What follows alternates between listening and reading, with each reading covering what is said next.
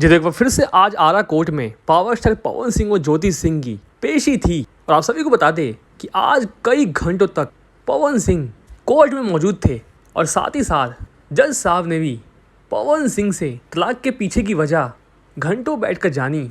तो ज्योति सिंह से भी कई सवाल जवाब किए गए।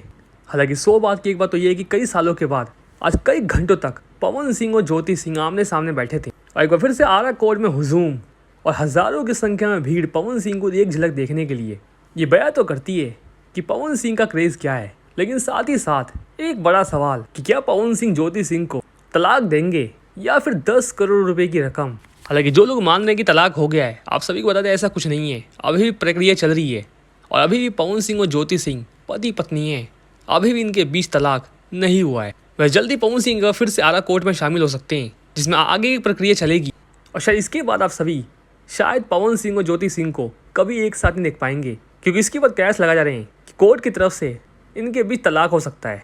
वैसे कौन कौन चाहता है कि तलाक हो और कौन कौन चाहता है कि तलाक ना हो, कमेंट करके बताइएगा।